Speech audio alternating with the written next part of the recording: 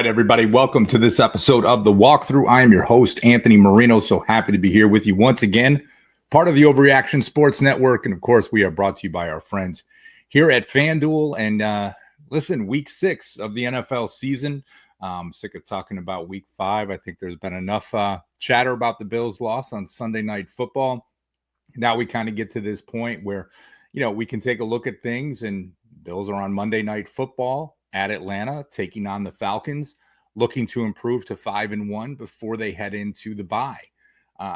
Still so much injury news out there, and I feel like a lot of it will kind of dominate the conversation today in talking about the Bills, because in many ways it's who do they have, who won't they have, how are things changing there, and that's kind of dominating a lot of the storylines. I don't want to take away from the Falcons as an opponent and who they are and what they bring to the field, but a lot of times it's what version of the Bills are we going to see? And when we talk about that version, it's tied to who's going to be on the field, who's injured, and what options do the Bills have as it relates to their depth. Let's start on a positive. The Bills will have Ed Oliver in this game.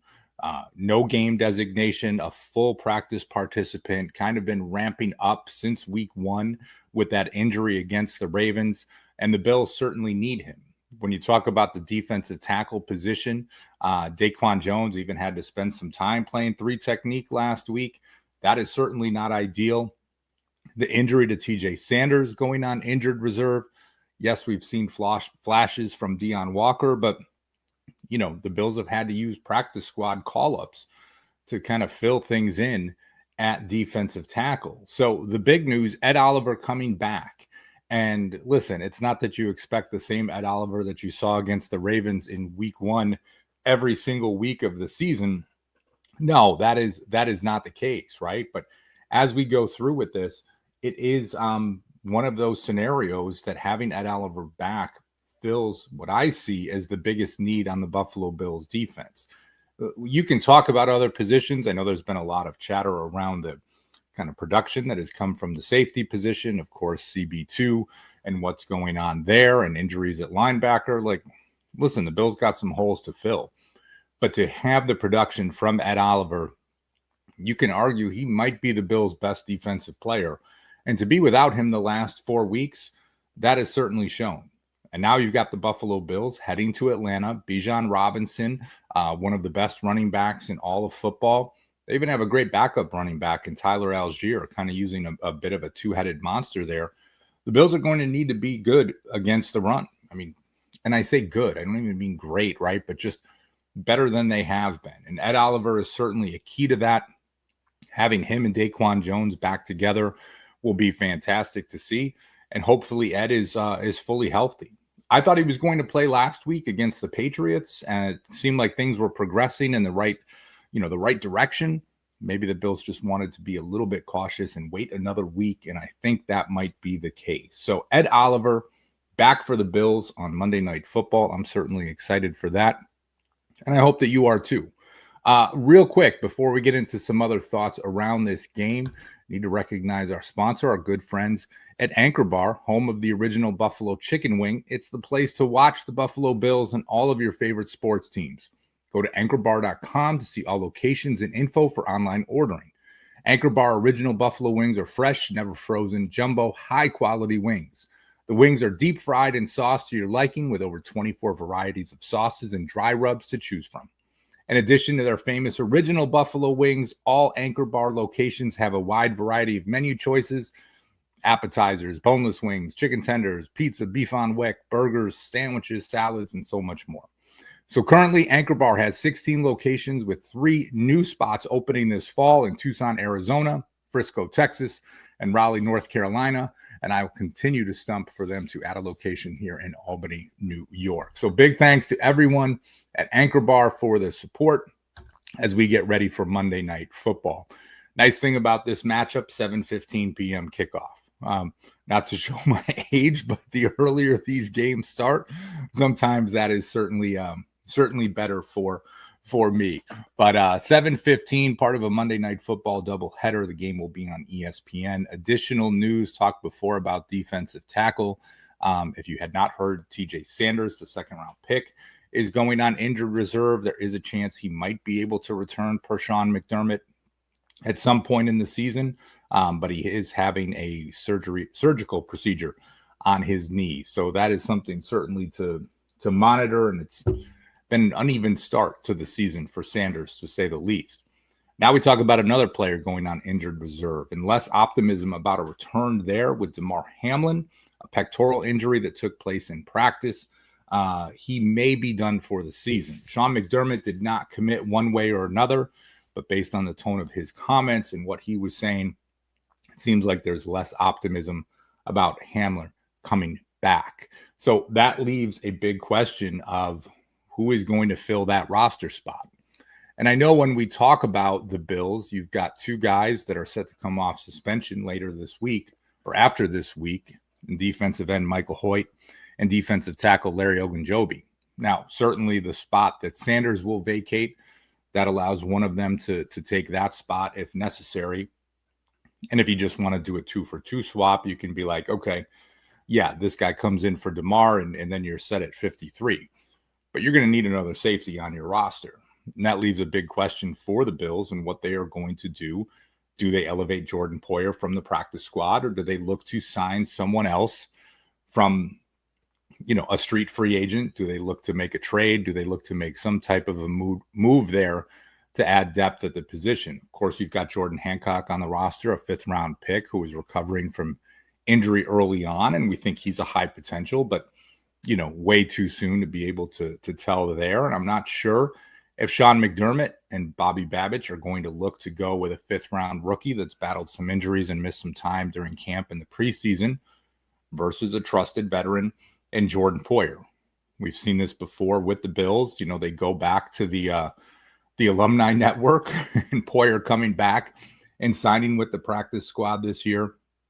Is he going to earn a jersey on game day, maybe as a call-up for this matchup against the Falcons, or is this going to be one of those situations where he's actually added to the 53-man roster and see where things go from there? When I say about a call-up from the practice squad, at least at the time of recording, that has not been determined yet. I am certainly speculating, because when you lose one safety to injured reserve and you've got a game 2 days later and only one safety on your practice squad, I'm just putting 2 and 2 together there, but we'll wait for an official designation from the Bills later in the day on Sunday. Another injury for the Bills, right? And this is kind of adding up here. From the reports, and it was Sal Capaccio on WGR that I heard this from first, Dalton Kincaid, red non-contact jersey at practice on Saturday, listed as questionable for the game on Monday night. An oblique injury, a bunch of limited practices throughout the week. I'm going to be curious to see what happens here. At first, when I saw it, I was thinking to myself, like, okay, maybe just something that flared up. Take it a little bit easy. Don't go too crazy. Then when, you see that report and it's like, listen, he is in the non-contact jersey, that has you thinking to yourself, okay, maybe this is a little bit more serious, making this a week-to-week scenario as opposed to a day-to-day. So if Kincaid does not play, obviously, right, a lot of haws, a lot of knocks, and will be interesting to see what that means for the Buffalo Bills offense. One thing, even before the Kincaid injury and the speculation that he might not be able to play, I was thinking a little bit about the everyone eats mantra for the Bills, right? Because it's just one of those that, you come off the game last weekend, and I know I said I didn't want to talk about it too much, but like not having that number one wide receiver per se. And how is it going for the Bills so far? You're through 5 games. What does that look like? And, what could that mean for the team moving forward? So I take a look at the top 5 pass catchers for the Bills, where they are and where that would project for them to a 17-game season. Now, I know sometimes to project 17 games, there's injuries that take place. It's not a perfect science, but it's what we got, right? So this is what we'll go with moving forward. So, for Kincaid, he's got 20 receptions for 287 yards so far. And obviously, a good productive game, going over 100 yards for the first time in his career on Sunday Night Football. But if you average that out, that on the season would be 68 catches for 975 yards. Certainly, again, if he cannot play on Monday Night Football, that would change things there just a little bit. But, when you add it all together, and I know what you're going to say, oh, well, you go over 100 yards in this one game, that throws things off. Well, yeah, he's got another game too with one catch for 20 some yards as well. So, those things can balance themselves out a little bit. And I think 5 games is a decent enough sample size that I'm not, kind of coming out of left field here where it's just too early in the season. I think that works. So right now, Kincaid, 68 catches, 975 yards. That's a projection for him. And I think going into this season, everyone would obviously be happy with that. Khalil Shakir up next. He's got 22 receptions for 235 yards. That would project out to 75 receptions for 799 yards. Why don't we just add that, round that one up? 75 for 800, it would look like for Shakir. Keon Coleman, 21 for 226. That would average out to 71 receptions for 768 yards. And I was speculating whether or not I even include Josh Palmer on the list, but I'm going to. 12 for 174, 41 for 591. So, again, Kincaid right now has made that progression, right? You wanted to see him take a step, more even like a step from what his rookie year was and moving away from what that sophomore season was. And I guess my question for each of you, right? Like if you were to look at it and say these top 3, if Kincaid, Shakir, and Coleman, if that's where they all came in, right? Somewhere between 750 and 1,000 yards between the 3 of them. Is that kind of what your expectation is when we talk about everyone eats? And again, with Palmer coming in around 600 yards, I think that fits too, right? So like your top 4 guys, is that kind of what you had in mind? Or do you look at it and think now when we talk about everyone eats, like I'm talking about 2 or 3 guys that are getting closer to 1,000 yards and a little bit more productive, and the Bills pushing the ball down the field a little bit more, and being a little bit more balanced towards the passing game than it is the run game.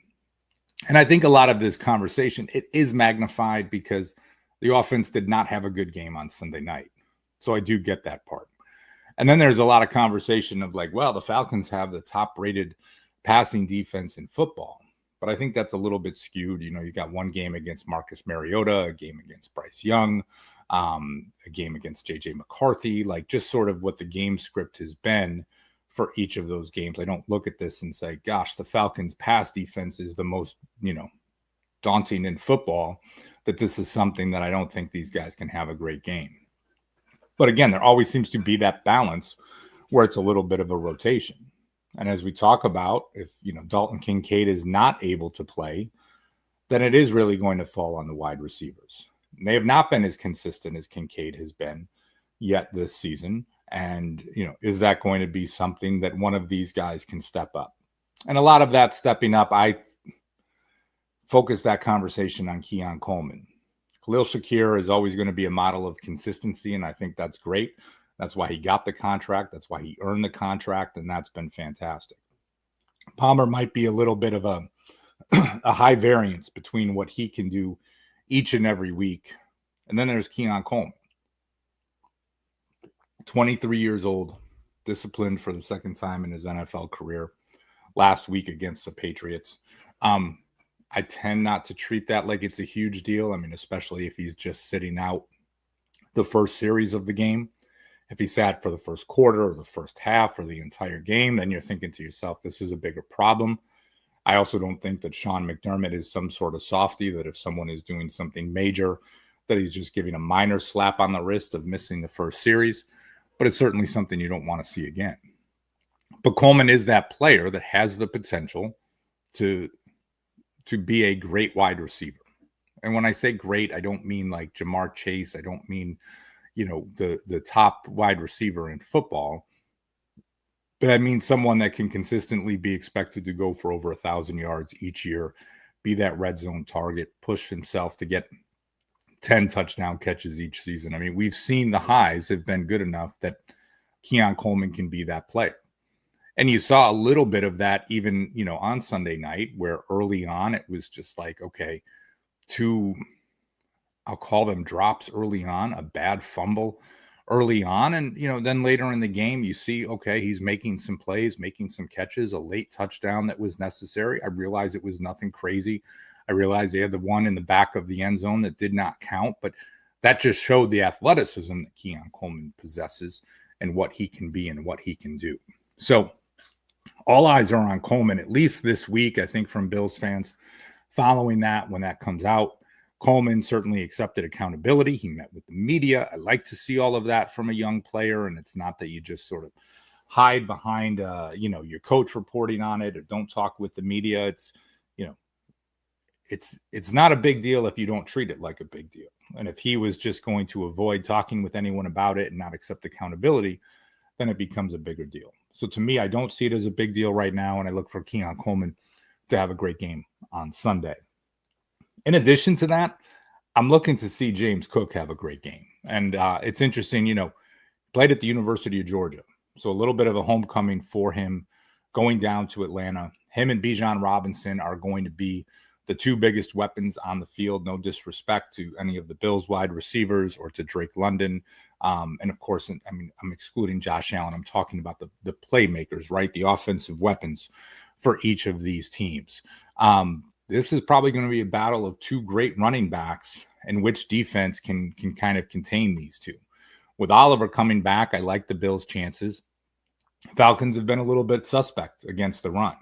So for James Cook, and it was not a great performance for him on Sunday Night Football, I look to see him bounce back again in that type of homecoming where he can put up a big game for the Bills. And I have a feeling that when you think about the Bills' game plan, they're going to make sure that they get Cook enough touches. I didn't think he touched the ball enough on Sunday Night Football. I said I wasn't going to talk about last Sunday night, and I keep referencing it because you talk about these bounce backs. So my apologies there. But as I take a look at it, James Cook and Keon Coleman, I'm looking to see these two really have a big game for the Buffalo Bills.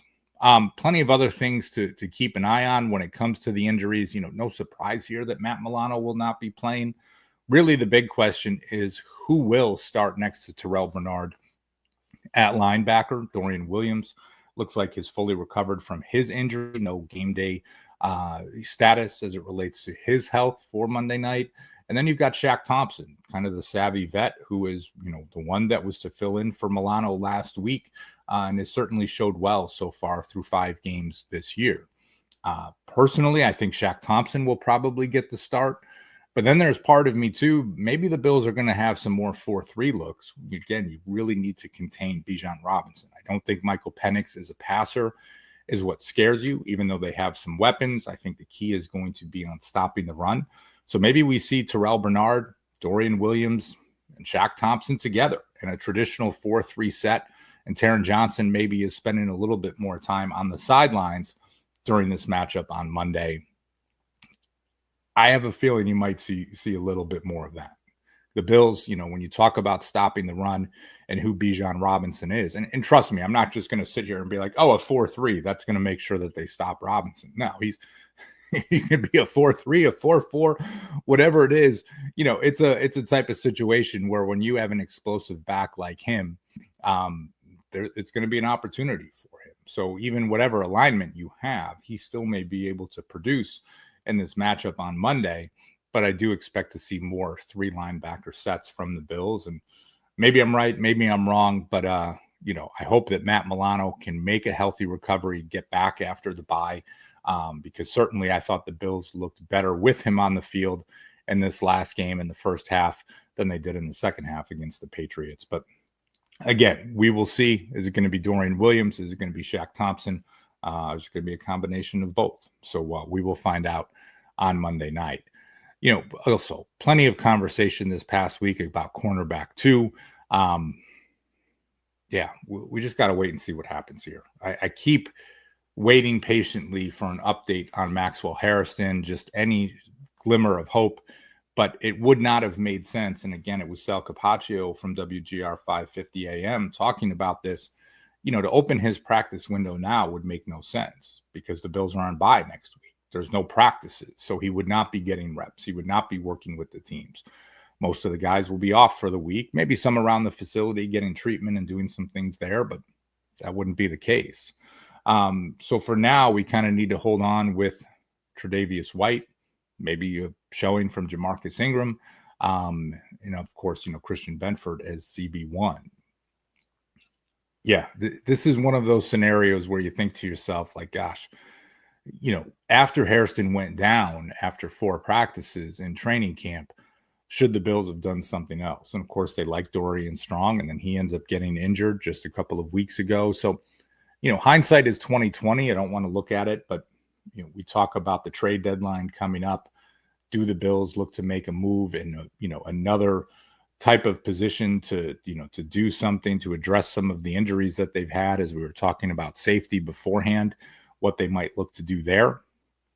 Is that something they look to do at cornerback too as well?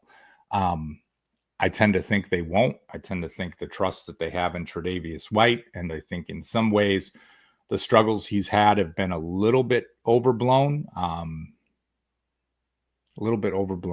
thinking back to that Dolphins game and Jalen Waddle and the amount of cushion that he gave him. But, anyway, I don't want to kind of go down this rabbit hole, because then it sort of opens up a whole other conversation, which I don't think I need to go there. So listen, before we wrap up, I do need to remind you again, this show is sponsored by our friends at FanDuel.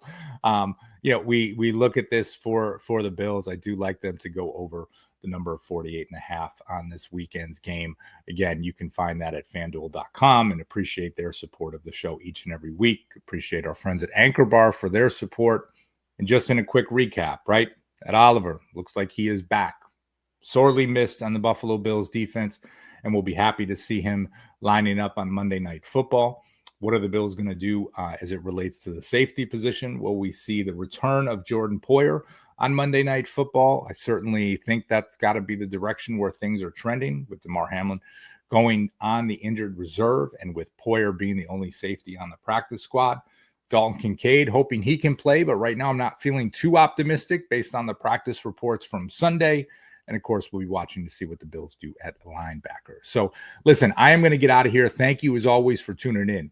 When you get a chance, comment, like, share, all those great things that you can do. And make sure you subscribe, not just on the YouTube channel, wherever you get your podcasts, so you get all the great shows here from the Overreaction Sports Network each and every week. A killer lineup with Joe Miller, John Fina, Jerry Ostrowski, Zig Fracassi, just coming to you with great shows all the time. So thanks again for tuning in. I'm going to get out of here for now.